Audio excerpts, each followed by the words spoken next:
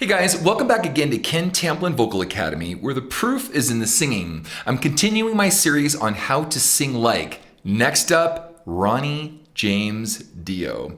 Before we get started, if you wouldn't mind, please like and subscribe to my channel. Don't forget to ring the bell so I can keep new cool videos coming your way.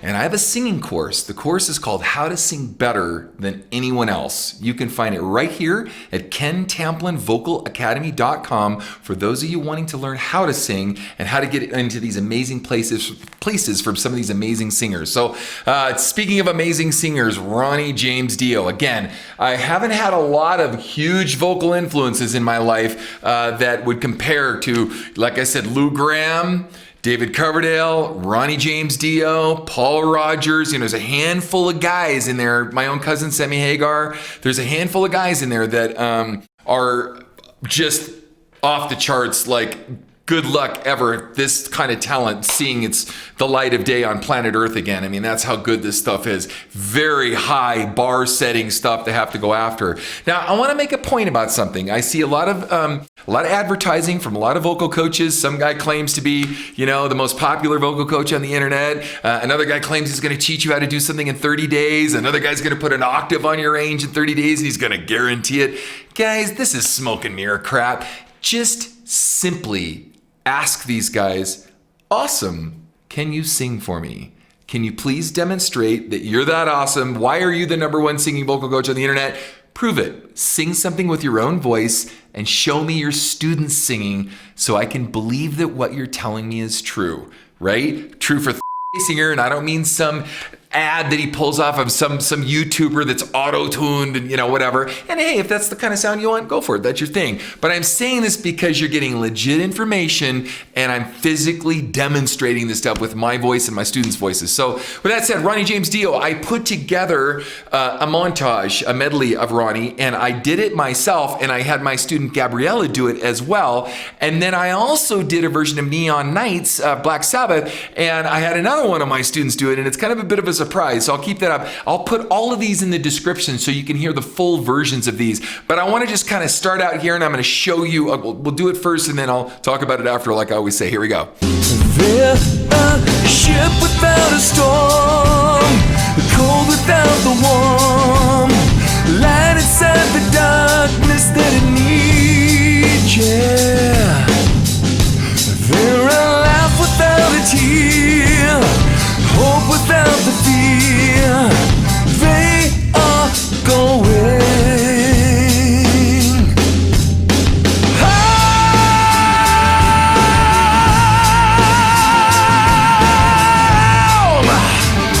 All right, now before we move on,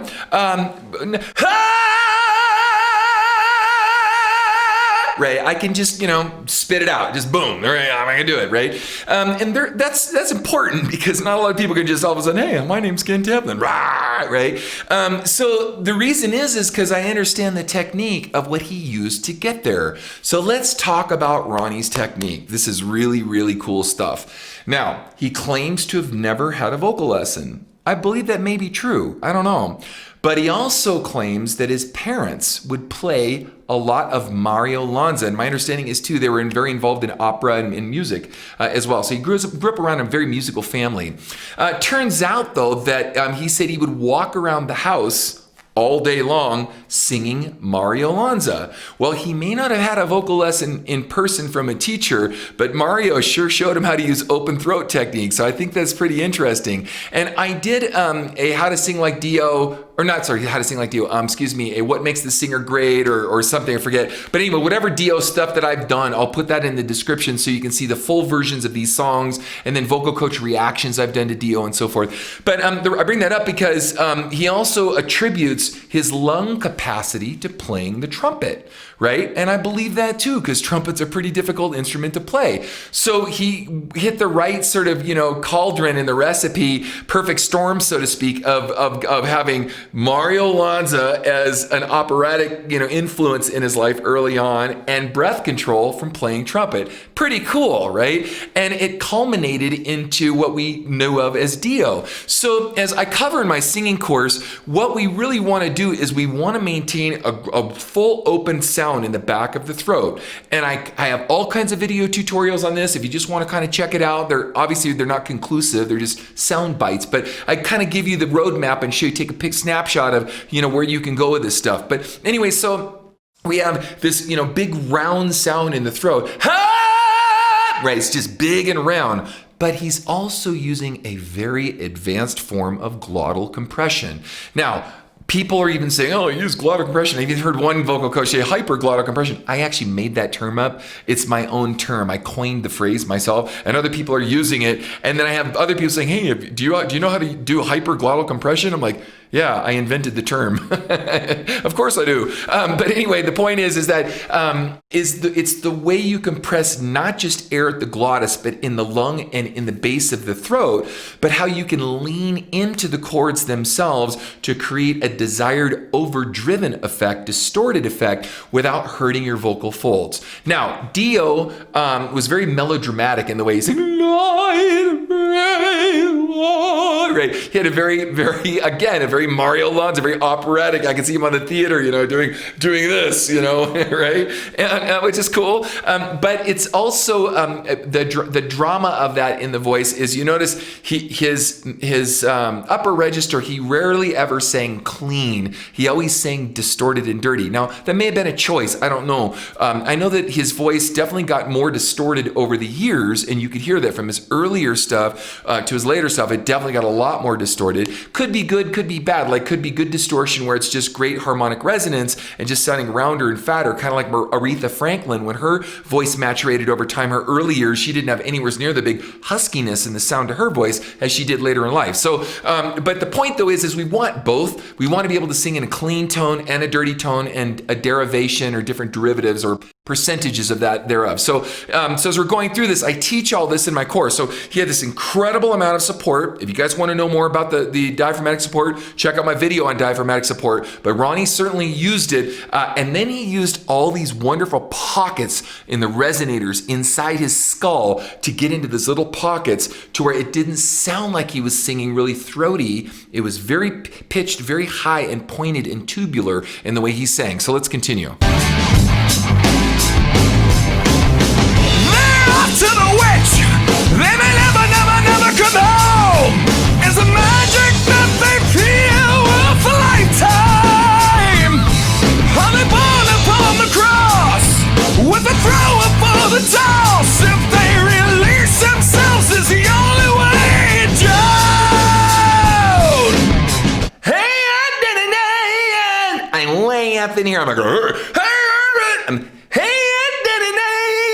I'm way up in here, guys. I'm putting all this stuff way up into the mask, and I'm hitting all these resonators up into my face. Now, I have a series of exercises that we do in my course to be able to give you the muscle memory and the strength to get up into those places. Because you say, Ken, when I do that, I crack. Or Ken, when I do that, I can't sustain it for very long. I can only do, yeah, we all have to work at this, guys. So what we do is we build up the stamina to be able to pull this off and have the longevity and the ability to go and do these kinds of things that seem almost superhuman. Well, it's an extreme sport, like I said. So let's continue. They don't come alone.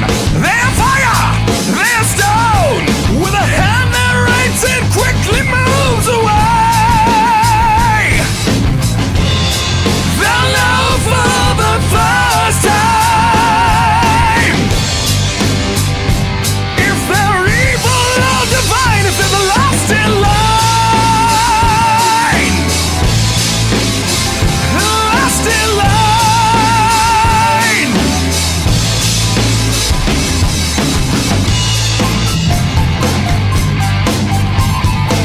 Medley, right?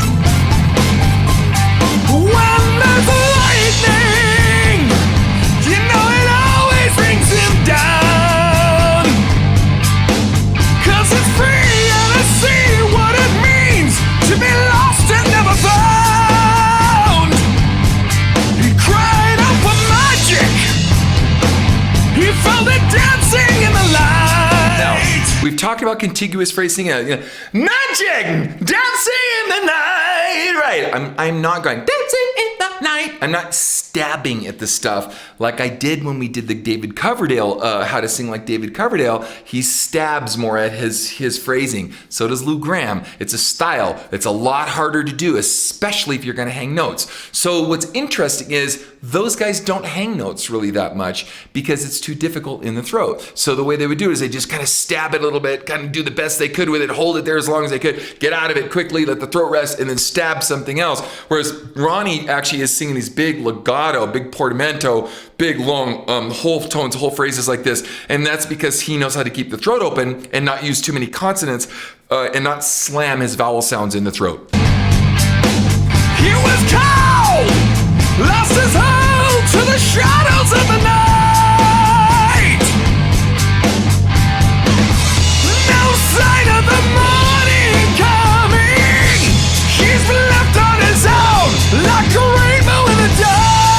Okay, so you get the point, right? I mean, and then I do shout also after this, stand up and shout. So I'll put that in the description. You can see how I did. Next up is Gabriela. So we just did the exact same medley with her voice. And this is where we ended up with it. She did a great job. We should have probably taken it up a full step for her, but... A ship without a storm, cold without a warm, a light inside a darkness that it needs, yeah. There are love without a tear, the hope without a fear. They are growing.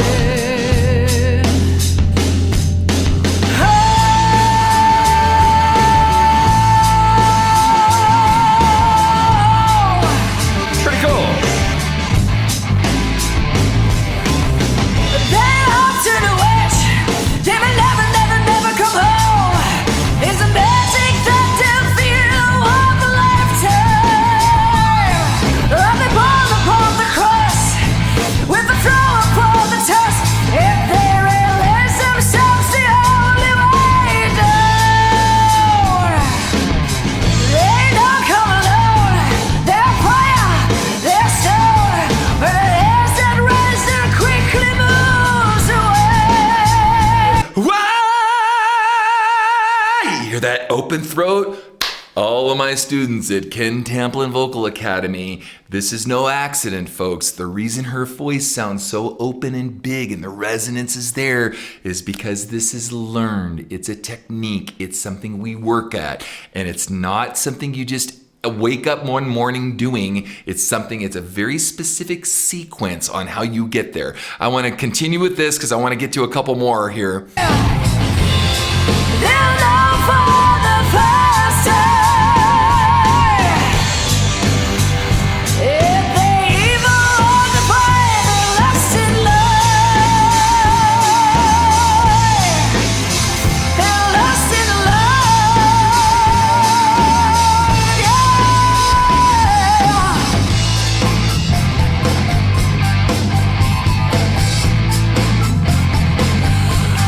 When there's lightning, you know it always brings them down.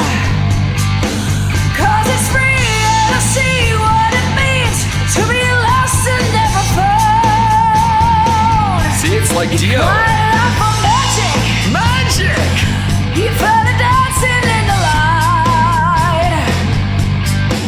It was cold, lost his hold to the shadows of the night. No sound of the morning coming. They've been left on their own like a rainbow in the dark. All right, so, and then we do stand up and shout. Check this out. Old song, you gotta be somewhere and sometime. They never let you fly. It's like broken glass, get cut before you see it. So open up your eyes. You got desire, so let it out.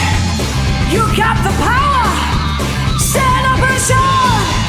So you get the point, right? Okay, now, in the earlier days, believe it or not, man, this is a pretty tough tune to do. A lot of people don't realize how tough this is. I'm gonna show one of my students, Sara, doing this, and it's kind of cool because Sara is more like a Stevie Nicks singer. I mean, she's more really on the lighter side of the coin, but she wanted to take on something like this. Now, is it the same power and resonance as Gabriela? No, but she hasn't worked it in that way yet, but she can get it over time. So as we do it, and she did a fantastic job. I'm not minimizing her efforts. I'm just saying that it's something we work at. So check this out. This is so cute. Should have been, I hate to say it, Sarah should have been in the Runaways, if you ask me, because she's got all the Runaways, everything. She could have been Joan Jett, she could have been Leader Ford, she could have been Cherry, Curry, whatever. Oh no, here it comes again. Can't remember when we came so close to love before. Hold on, good things never last. Nothing's in the past, it always seems to come again. Again and again, again and again, oh yeah. Now, in fairness too, she has more of a Donna Summer approach. So, hold on, good things never last. She's kind of more in the front of the face. Whereas when I go to do this, I did a version of this. We both did versions just for fun. I did my version of this, and it sounds like this. Here we go. But she did an awesome job. Here we go.